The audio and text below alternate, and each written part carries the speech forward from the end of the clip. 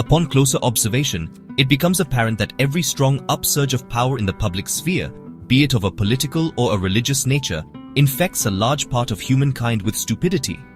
The power of the one needs the stupidity of the other.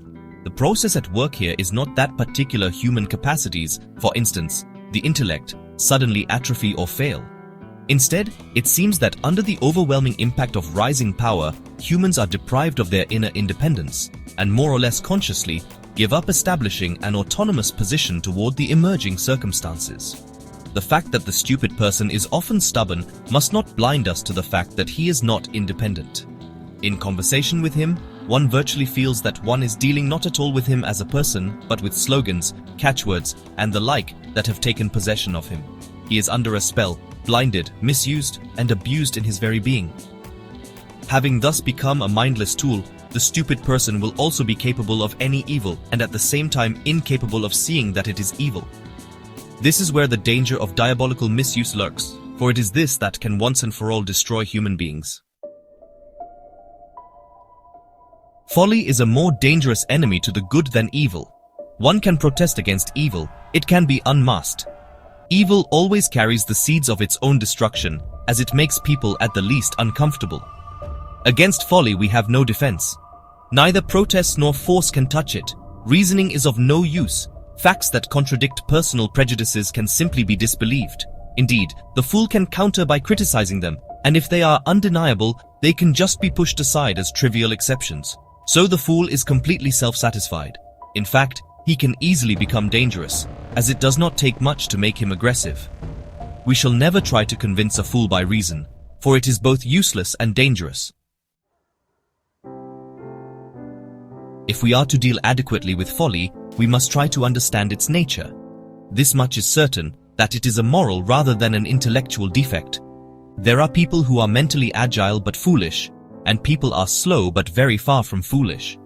We notice further that this defect is less common in the unsociable and solitary than in individuals or groups that are inclined or condemned to sociability.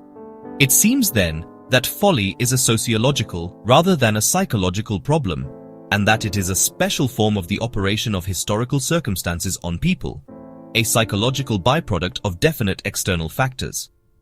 If we look more closely, we see that any violent display of power produces an outburst of folly in a large part of mankind.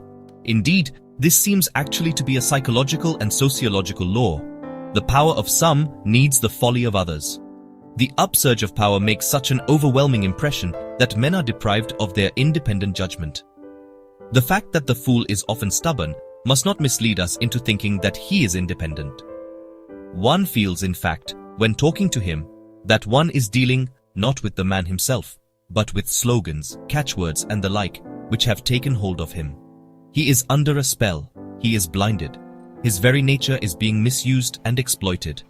Having thus become a passive instrument, the fool will be capable of any evil and at the same time incapable of seeing that it is evil.